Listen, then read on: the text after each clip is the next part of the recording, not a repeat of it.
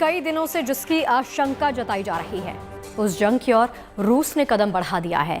Ukraine की सरहद पर तो पहले से ही उसकी फौज खड़ी है, लेकिन अब राष्ट्रपति पुतिन ने यूक्रेन के 2 इलाकों को स्वतंत्र देश घोषित करते हुए वहां सेना भेज दी। संकेत साफ है कि रूस पीछे हटने वाला नहीं। लेकिन सवाल ये कि क्या रूस का ये फैसला क्या बड़े युद्ध की आहट माना जाए?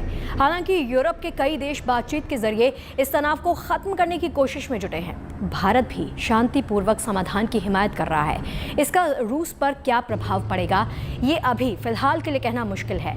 लेकिन भारत के लिए एक बड़ी चिंता अपने छात्रों की सही सलामत देश वापसी है। इसके लिए आज पहली फ्लाइट कीव भेजी गई। अब से थोड़ी ही देर के बाद एयर इंडिया की ये फ्लाइट 200 से ज़्यादा भारतीय छात्रों को लेकर दिल्ली आने वाली है। आज हम यूक्रेन में फंसे छात्रों की सलामती के लिए सरकार के प्लान के बारे में बताएंगे और वो छात्र जो इस वक्त यूक्रेन में फंसे हैं उनसे बातचीत करेंगे और जो भारत लौट आए हैं उनसे भी बातचीत करेंगे आगे। लेकिन पहले यूक्रेन के हालात देख लेते हैं। अपने छात्रों को लेकर है। The safety and security of civilians are essential. More than 20,000 Indian students and nationals live and study in different parts of Ukraine, including in its border areas. The well-being of Indian nationals is of priority to us. सरकार ने वहां पढ़ने वाले भारतीय छात्रों के लिए advisory जारी की है और 24 घंटे में दूसरी बार भारतीय छात्रों से यूक्रेन छोड़ने के लिए कहा है। भारतीय दूतावास ने कहा है कि छात्र यूनिवर्सिटीज की मंजूरी का इंतजार किए बिना ही यूक्रेन छोड़ दे। छात्रों को स्वदेश लाने के लिए स्पेशल फ्लाइट भेजी जा रही है। यूक्रेन के खार्किव से भारतीय छात्रों को लाने के लिए मंगलवार को एयर इंडिया की फ्लाइट भेजी गई। इसके अलावा 4 अन्य उड़ानें ऑपरेट की जाएंगी। कीव से दिल्ली के लिए 4 उड़ानें 25 फरवरी, 27 फरवरी और 6 मार्च को रवाना होंगी। ये कमर्शियल फ्लाइट्स है, चार्टर्ड फ्लाइट्स है, जिसमें आप पैसा देकर वापस जा सकते हैं। औपचारिक इवैक्यूएशन नहीं है, लेकिन भारत सरकार ने, यहाँ भारतीय दूतावास ने लोगों से कह दिया है कि अनिश्चित काल के लिए, कुछ समय के लिए, चाहे वो टेम्पररी ही मेजर हो, वो सुरक्षित यूक्रेन से बाहर चले जाए, क्योंकि यहाँ पर अभी तनाव संभवतः और बढ़ेगा। युद्ध यूक्रेन के दरवाजे पर दस्तक दे चुका है, क्योंकि कयास लगाए जा रहे हैं कि डोनेस्क और लुहांस्क को अपने अधिकार में लेने के बाद रूस यूक्रेन के बड़े शहर खार्किव और राजधानी कीव की तरफ भी बढ़ सकता है। जाहिर है इसके बाद अमेरिका और नेटो देश भी चुप नहीं बैठेंगे। अमेरिका ने कहा है कि हम और हमारे साथी इस बात को लेकर सहमत हैं कि अगर रूस और ज्यादा घुसपैठ करता है तो उसे जल्द और माकूल जवाब देना चाहिए। यानी रूस का अगला कदम युद्ध को महायुद्ध में तब्दील कर सकता है। उम्मीद की जा रही है कि उससे पहले सभी भारतीय छात्र वापस देश आ जाएंगे। कीव से गौरव सावंत के साथ bureau report, good news today. अब देखिए, ये हम सभी जानते हैं कि यूक्रेन और रूस के दरमियान तनातनी जो पिछले काफ़ी दिनों से चल रही है, लेकिन कुछ घंटों के अंदर पूरी तस्वीर बदल गई। एक दिन पहले फ्रांस के राष्ट्रपति संकट दूर करने के लिए अमेरिकी राष्ट्रपति जो बाइडेन और रूसी राष्ट्रपति व्लादिमीर पुतिन की मुलाकात का दावा कर रहे थे। लेकिन शाम होते होते रूस के राष्ट्रपति ने देश को एड्रेस किया, देश को संबोधित किया और साफ कर दिया कि उनका इरादा क्या है। पूर्वी यूक्रेन के 2 इलाकों को देश के तौर पर मान्यता देकर पुतिन ने तनातनी को और भी बढ़ा दिया है। रूस की सेना ने यूक्रेन के हिस्सों में अब घुसना शुरू कर दिया है और यहां लोगों का यह आकलन है कि रूस की तरफ से ये हमले का पहला संकेत है और ये कार्रवाई केवल अभी एक क्षेत्र में हुई है। डॉनबास की अगर बात करें तो वहां पर रूस समर्थित अलगाववादियों से जबरदस्त मुठभेड़ यूक्रेन की सेना की चल भी रही है और खार्किव जैसे इलाकों पर, पूर्वी यूक्रेन पर खतरा मंडरा रहा है। ये तो हुई पहली बात। दूसरी बात, बेलारूस में भी बड़ी संख्या में रूस के सैनिक तैनात हैं। तो बेलारूस के रास्ते कीव महज 90 मील दूर, तो एक बड़ा खतरा कीव पर और दूसरी तरफ से बड़ा खतरा खार्किव पर, यानी यूक्रेन के 2 बड़े शहर, दोनों पर खतरा इस समय मंडरा रहा है। पहली बात। दूसरी बात, क्या अब यूक्रेन का अगला कदम सैन्य शक्ति के जरिए होगा या डिप्लोमेटिकली नेटो, अमेरिका और बाकी देश यूक्रेन की मदद के लिए निकलेंगे? यूक्रेन की जनता अब दुनिया की प्रतिक्रिया की प्रतीक्षा कर रही है। देखिए, अगर जंग होती है तो इसका असर, इसका प्रभाव पूरी दुनिया पर पड़ना तय है। लेकिन फिलहाल भारत के लिए अपने छात्रों को देश वापस लाना एक बहुत बड़ा मुद्दा है। भारत के दूतावास ने आज तीसरी एडवाइजरी जारी की और यूक्रेन से छात्रों को निकल जाने के लिए कहा। इसके लिए भारत से तमाम जो फ्लाइट्स हैं वो भेजी जा रही हैं। एयर इंडिया ने इससे पहले कभी यूक्रेन की उड़ान नहीं भरी थी, लेकिन छात्रों की जान बचाने के लिए एयर इंडिया ने फ्लाइट्स शुरू की। माना जा रहा है कि दूसरे ऑपरेटर भी जल्द ही यूक्रेन के लिए फ्लाइट्स भेज सकते हैं। कीव के इंटरनेशनल एयरपोर्ट पर हमारे संवाददाता गौरव सावंत ने भारतीय छात्रों से बातचीत की है। सुनिए। इस समय हम कीव अंतर्राष्ट्रीय हवाई अड्डे पर हैं और बड़ी संख्या में भारतीय छात्र छात्राएं इस समय यहाँ से निकलना चाहते हैं। हमारे साथ एक छात्रा है, क्या नाम है आपका और आप क्या पढ़ रही हैं? और मैं एमबीबीएस पढ़ रही हूँ बुकोविना स्टेट मेडिकल यूनिवर्सिटी जो चर्नित्सी में है। और हम लोग इसलिए जा रहे हैं क्योंकि पेरेंट्स काफी परेशान है हम लोगों को लेकर के कि यहाँ पे क्या होने वाला है। सो हम लोग को जाना पड़ रहा है। ऑब्वियसली हम लोग जहाँ पे रह रहे हैं वैसे कुछ वॉर का सिचुएशन कुछ भी नहीं है, everything is very normal, but हम लोग को जाना पड़ेगा। लेकिन क्या लोगों के मन में ये भय है, और खासतौर पर तब जब यूक्रेन के दो भागों पर रूस की सेना अब आ गई है, तो क्या लोकल आपके मित्र भी डर रहे हैं? वो तो सही बात है, सभी डरे हुए हैं और काफी जूनियर्स जो नए आए वो लोग डर के रोते भी है हर दिन। सीनियर्स के पास जाते हैं कि दी ऐसा है वैसा है। सो ऑब्वियसली पेरेंट्स, काफी लोगों के पेरेंट्स आकर के उनको लेके गए हैं, तो डर तो है। डर है और इसीलिए सुरक्षा की दृष्टि से लोग वापस भी जा रहे हैं और लंबी लंबी कतारें जैसा आप देख सकते हैं यहाँ एयरपोर्ट पे लगी भी हुई हैं। कुछ और बच्चों से भी हम बात करेंगे, लेकिन न केवल भारतीय बच्चे बल्कि कई देशों से अब लोग कीव छोड़कर, यूक्रेन छोड़कर सुरक्षित बाहर निकलना चाहते हैं। और इस तरह की हिदायत केवल यहाँ पर भारतीयों को नहीं, अलग अलग देशों के दूतावास ने ये हिदायत दी है कि अब अनिश्चितता का समय यूक्रेन में आ रहा है, इसलिए सुरक्षित यूक्रेन छोड़कर बाहर जाया जाए। तो देखिए, गौरव सावंत को आपने सुना, उन्होंने भी एक छात्रा से बातचीत की। संकट का वक्त तो है, लेकिन अभी भी जो बच्चे वहां पर मौजूद हैं वो डरे हुए हैं। इसी तरह के कुछ बच्चे मेरे साथ छात्र जुड़ गए हैं। मानवी, विशाखा, ये इस वक्त यूक्रेन में फंसे हैं। आनंद यूक्रेन में है, लक्ष्य है मेरे साथ, और विक्रांत, ये जो भारत वापस आ गए हैं। सबसे पहले मैं बात करना चाहूँगी मानवी और विशाखा से। मानवी और विशाखा, आप दोनों वहाँ पर अभी फंसी हुई हैं यूक्रेन में, तो आप अच्छे से मुझे बता सकती हैं कि इस वक्त वहाँ पर क्या हालात हैं, आप क्या फील कर रही हैं, क्या महसूस कर रही हैं, और इंडियन गवर्नमेंट से आप क्या अपील करना चाहेंगी हमारे माध्यम से? सो मैम, बेसिकली फर्स्टली कि हाँ, जब भी कोई भी दो कंट्रीज में वॉर होता है there is a panic situation, but इसे पीसफुली ज़्यादा रूप से देखा जा रहा है in Ukraine. And regarding our studies everything is going well, बस it's about the safety concern जो हमारे पेरेंट्स को ज़्यादा है एंड जो कि लाजमी भी है। And regarding from our government हम बोलेंगे that we really trust you and whatsoever आपने जो फ्लाइट्स और बढ़ाई है and all those things, thank you for that, but still we want a perfect answer because हम भी एडवाइजरी पे we can't work on it. So we want a perfect answer, either we should or we shouldn't come back India.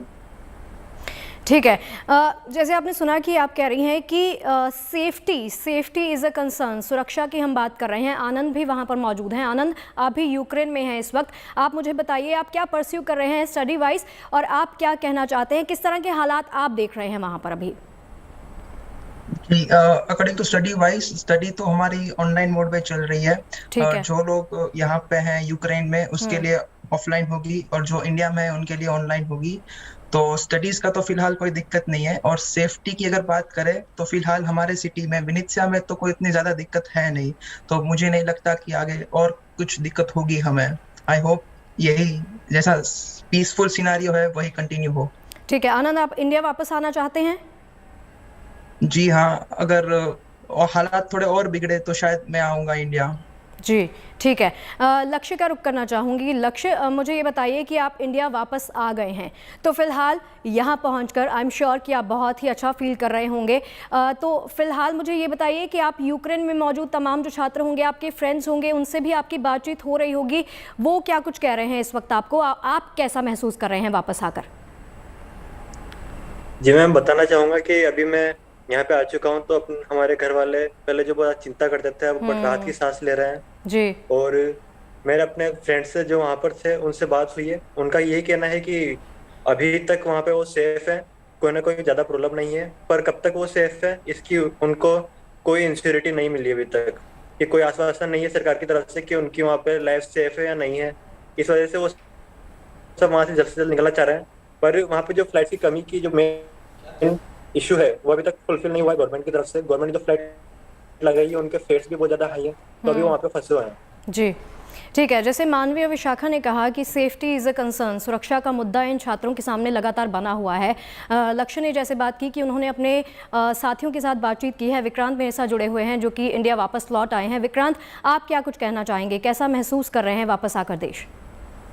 Ma'am मैं अभी 17 की night को यहाँ पे पहुंचा हूँ यूक्रेन से वापस। और मैम सबसे पहले वहां से निकलना इसलिए ज्यादा जरूरी था क्योंकि सभी लोग थे, हम तो ज्यादा पैनिक थे, लेकिन उससे ज्यादा हमारे पेरेंट्स जो थे वो ज्यादा पैनिक थे क्योंकि वो न्यूज वगैरह में सब में देख रहे थे।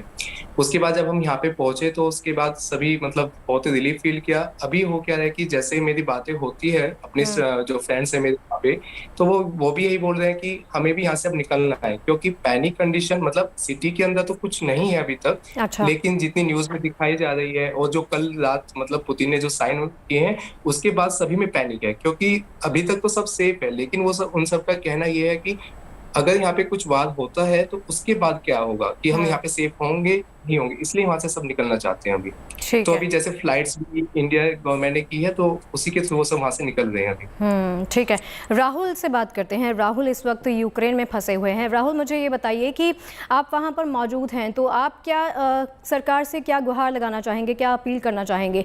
आप वापस आना चाहते हैं? आपकी स्टडीज़ किस तरह से अभी अफेक्ट हुई हैं वहाँ पर और किस तरह का माहौल अभी आप देख रहे हैं वहाँ पर? जी, मैं थर्ड ईयर का स्टूडेंट्स हूँ। अच्छा। और मेरा ओब्लास्ट जो पड़ता है वो विनित्सिया पड़ता है, जो कि रिलेटिवली बेलारूस का रीजन देखें या फिर यूक्रेनियन रशियन बॉर्डर से देखें वो कुछ 700 to 800 किलोमीटर दूर है। सो थ्रेट थोड़ा हमारे लिए कम है in comparison to other students जो खार्किव में है या फिर जो लुगांस वगैरह एरिया में जो रहते हैं। लेकिन फिर भी वॉर का सिचुएशन है, थोड़ा पैनिक हुए रहता है, पेरेंट्स को थोड़ा ज्यादा कंसर्न रहता है। और हम थर्ड ईयर स्टूडेंट्स में हैं तो हमारे यहाँ पर एक एग्जाम होता है क्रॉप करके, उसके लिए थोड़ा हम कंसर्न है। लाइक वो मैंडेटरी एग्जाम रहता है, सबको देना पड़ता है जो भी यूक्रेन में एमबीबीएस की पढ़ाई करने के लिए आता है उनको। तो यही है कि फ्यूचर का क्या होगा क्या नहीं होगा, बस इसी के लिए थोड़ा सा। ठीक है। आप सबसे बातचीत करने के बाद एक चीज़ जो मैं समझ पा रही हूँ कि फ़िलहाल थोड़ा सा पैनिक तो है वहाँ पर मौजूद जो तमाम छात्र हैं वो थोड़े से डरे सहमे तो हुए हैं। लेकिन देखिए, रूस के आप सभी बने रहिए, मैं वापस लौटती हूँ आपके पास। रूस के रुख से आज पूरी दुनिया जो है वो डरी हुई है। 2014 के बाद पहली बार रूस और यूक्रेन खुलकर आमने सामने आ गए हैं। यूक्रेन के साथ अमेरिका, ब्रिटेन जैसे नाटो देश खड़े हैं। आर्थिक पाबंदियों के जरिए वो रूस की घेराबंदी करना चाहते हैं, पर रूस भी अड़ा हुआ है, पीछे हटने को तैयार नहीं। यूक्रेन के 2 विद्रोही इलाकों को अलग देश की मान्यता दे दी गई है। इससे पश्चिमी देश और भी ज्यादा परेशान है। पूरी दुनिया इस बात से हैरान परेशान है कि इतने बड़े और ताकतवर मुल्कों के विरोध की भी परवाह क्यों नहीं कर रहा रूस। जो लोग रूस की कूटनीतिक और भौगोलिक हालात को समझते हैं उनका मानना यह है कि रूस के अड़े होने के पीछे उसका एक डर है। तो देखिए, रूस को ये लगता है कि यूक्रेन की अमेरिका और पश्चिमी देशों से नज़दीकियां बढ़ी हैं, जो उसके लिए बहुत बड़ा खतरा है। पिछले कुछ सालों से यूक्रेन अमेरिका के इशारों पर चलता आ रहा है। रूस का यह भी मानना है कि अमेरिका से नज़दीकियों की वजह से यूक्रेन को नाटो में शामिल करने की भी तैयारी हो रही है। ये रूस की सुरक्षा, संप्रभुता और अखंडता के लिए खतरा बन सकती है। अगर दुनिया के सबसे बड़े सैन्य गठबंधन नाटो में यूक्रेन शामिल हो जाता है तो अमेरिका के वर्चस्व वाला ये सैन्य संगठन यूक्रेन की सीमाओं का इस्तेमाल रूस की राजनीतिक और सैन्य घेरेबंदी के लिए करेगा। यूक्रेन की वजह से रूस की सीमा पर नाटो सेनाओं की स्थानीय मौजूदगी हो सकती है। रूस को यह भी डर सता रहा है कि उसकी सीमा के पास नाटो सेना लड़ाकू विमान, छोटी और मध्यम दूरी तक मार करने वाली मिसाइल्स तैनात कर सकती है। और अगर ऐसा हुआ तो नाटो सेना के लिए रूस की राजधानी मॉस्को और दूसरे बड़े शहरों को निशाना बनाना और भी आसान हो जाएगा। तो देखिए, यूक्रेन को लेकर रूस का ये डर बेवजह तो बिल्कुल नहीं। सेकेंड वर्ल्ड वॉर यानी द्वितीय विश्व युद्ध के बाद बने इस सैन्य संगठन का पहला मकसद ही सोवियत संघ की बढ़ती ताकत और दायरे को रोकना था। हालांकि 32 साल पहले नाटो देशों ने ये वादा किया था कि वो पूरब की तरफ नहीं बढ़ेंगे, यानी रूस की तरफ नहीं आएंगे, ताकि रूस भी आगे ना बढ़े। आज रूस नाटो सदस्य देशों को वही 32 साल पुराना वादा याद दिला रहा है। रूस का ये कहना है कि यूक्रेन को नाटो का सदस्य बनाकर उसे वादे को तोड़ा जा रहा है और कुछ सालों से रूस और यूक्रेन में सैन्य टकराव बढ़ा है। इससे पहले 2014 में रूस ने एक बड़ी सैन्य कार्रवाई की थी जिसमें क्रीमिया को अपनी सरहद में मिला लिया था, जबकि क्रीमिया 1954 से यूक्रेन का हिस्सा था। अब 2014 में यूक्रेन की इतनी ताकत नहीं थी कि वो रूस के सामने टिक पाए, इसीलिए पूरी तरह सरेंडर कर दिया गया था। अब जब यूक्रेन को नाटो का साथ मिल रहा है तब वो रूस को आंखें दिखा रहा है और यही बात रूस को शायद पसंद नहीं आ रही। Activities of the Ukrainian army is governed by the foreign consultants, and we are well aware of that. Last year, under the pretext of the war games, the military contingents of the NATO countries were deployed in Ukraine. The Ukrainian army is already integrated into NATO. It means that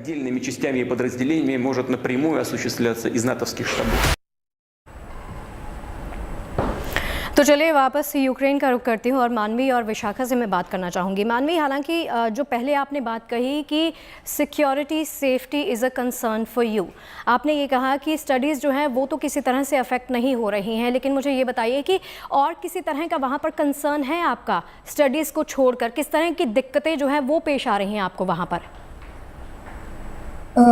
actually right now हाँ अभी थोड़ा तनाव है, but ऐसी कोई परिस्थितियां नहीं आई है कि हमें बैकआउट करना पड़ रहा है।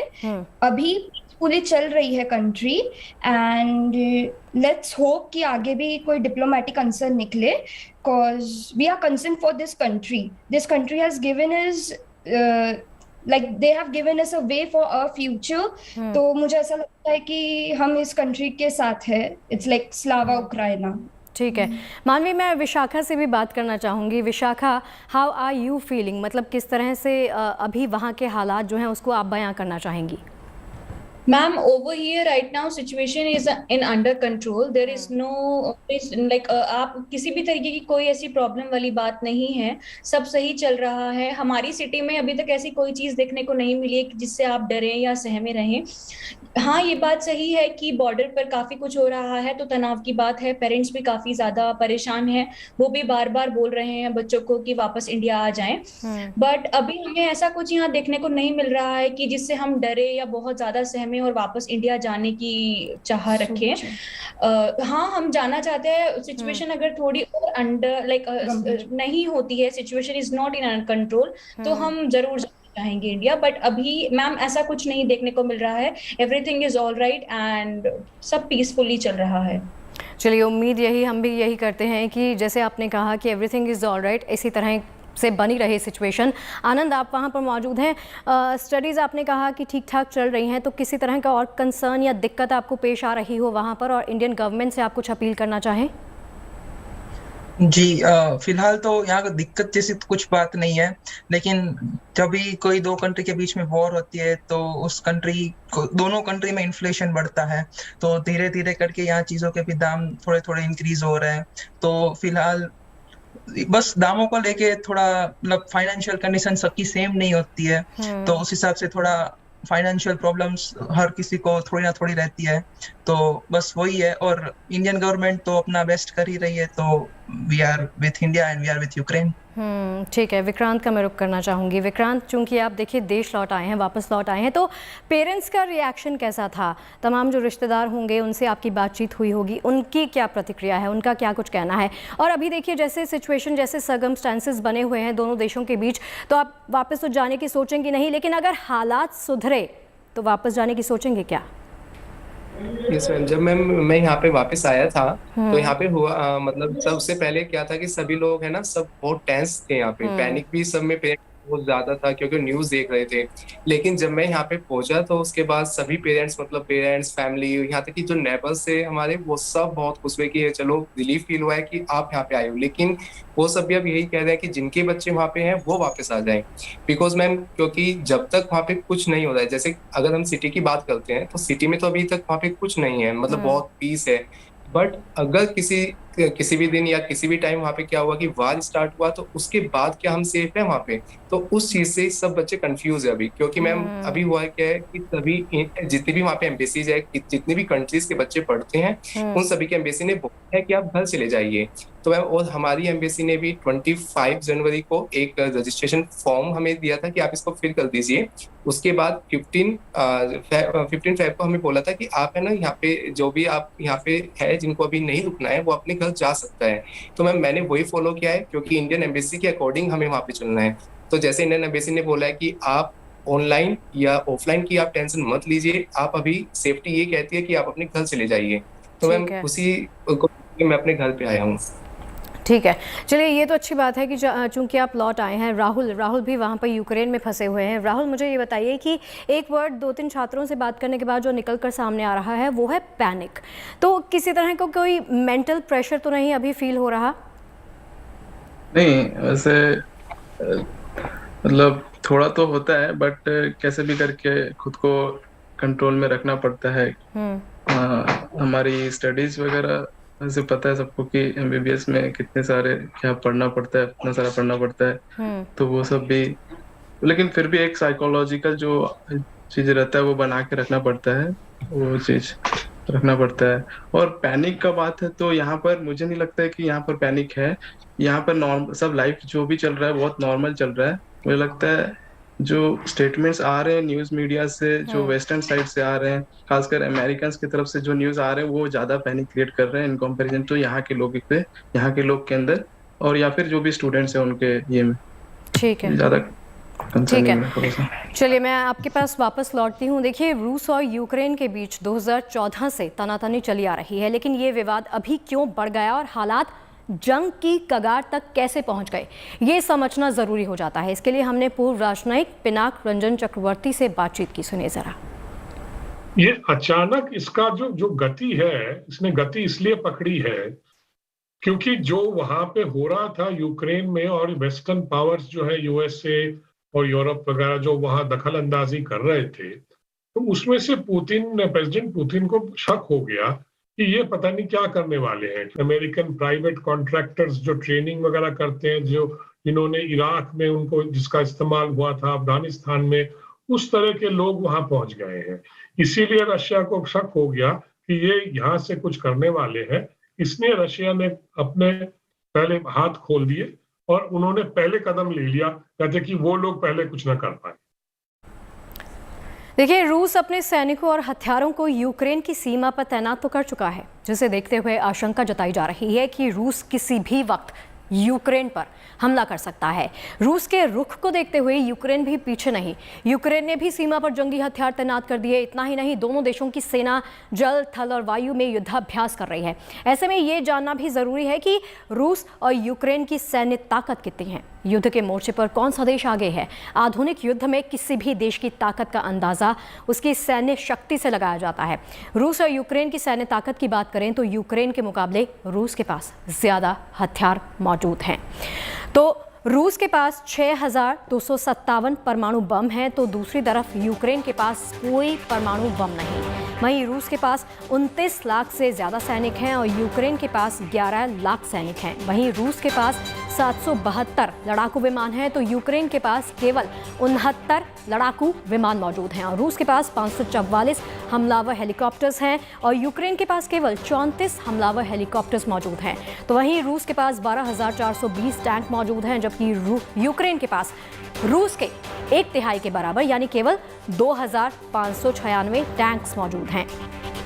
और सेल्फ प्रोपेल्ड आर्टिलरी में भी रूस यूक्रेन से आगे है।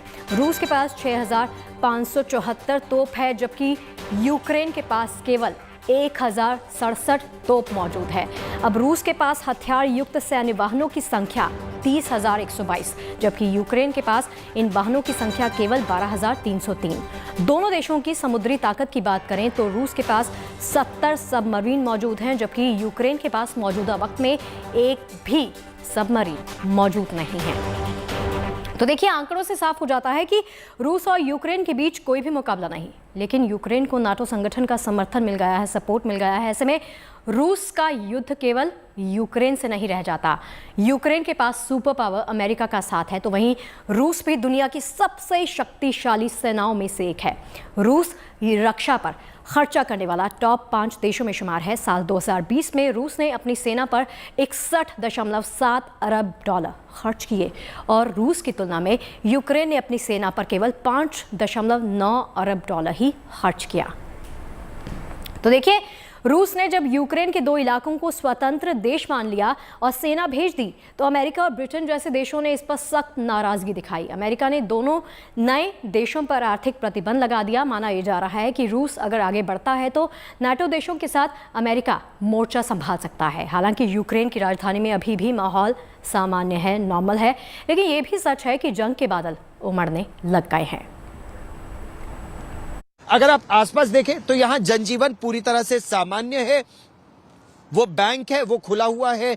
9 बजे हैं सुबह के, लोग अपने दफ्तरों को जा रहे हैं बहुत तेजी से। अगर आप यहां तस्वीरें देखिए तो जनता निकली हुई है दफ्तर जाने के लिए। वो कह रहे हैं, जिन लोगों से हमारी सुबह से बात हुई है, कैमरा पे हालांकि बात करने से कतराते हैं, वो ये कह रहे हैं कि ये उनके देश पर हमला है।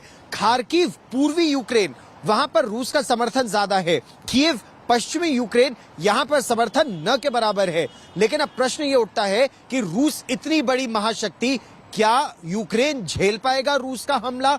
नेटो की शक्तियां या अमेरिका क्या करेंगे? अमेरिका तो ये साफ कर चुका है कि वो अपनी सेना नहीं भेजेगा यूक्रेन की रक्षा के लिए, हथियार देगा। 2.5 बिलियन डॉलर्स के हथियार 2014 के बाद से यहां दे चुका है। जैवलिन मिसाइल्स दे चुका है और बहुत कुछ और दे चुका है। और कल राष्ट्रपति पुतिन ने साफ कर दिया कि ये उनके लिए मान्य नहीं कि ये इलाका रूस से लगी सीमा नेटो का बैकग्राउंड प्लेग्राउंड बन जाए, ये उनके लिए मान्य नहीं। अब देखना यह होगा किस तरह के प्रतिबंध लगते हैं रूस पर। अगर प्रतिबंध कमजोर हुए तो यहां की जनता का कहना है कि वो समय दूर नहीं जब रूस की सेना यूक्रेन पर, कीव पर हमला कर देगी, वर्चस्व स्थापित करेगी। इसलिए भी क्योंकि राष्ट्रपति पुतिन ये साफ कर चुके हैं कि यूक्रेन रूस के इतिहास, संस्कृति का अभिन्न अंग है। तो चलिए, आप सभी का मेरे से बातचीत करने के लिए और अपना एक्सपीरियंस साझा करने के लिए बहुत बहुत शुक्रिया। थैंक यू सो मच जो भी आपने बताया। और चलिए, इसी के साथ रुकेंगे छोटे से ब्रेक के लिए, कहीं मत जाइएगा। गुड न्यूज़ देखते हैं।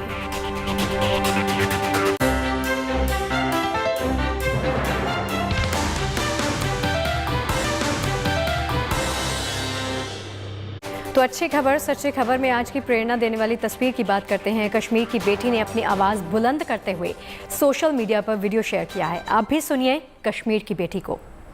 छे कहना अब और नहीं सहना, दम घुट रहा मेरा, अब इधर नहीं रहना। चुप हो जा, कब तक सुनूंगी। उठी आज आवाज़ तो लफ्ज़ों से बंधूंगी। हयात को छोड़ो यहाँ, मुर्दों को ना बख्शा। इंसानियत खा गई ये गुमराही का रास्ता। भूखे दरिंदों ने यहाँ खौफ फैलाया। हैवानियत को देखो यहाँ बच्चों को बहलाया। Thank you so much.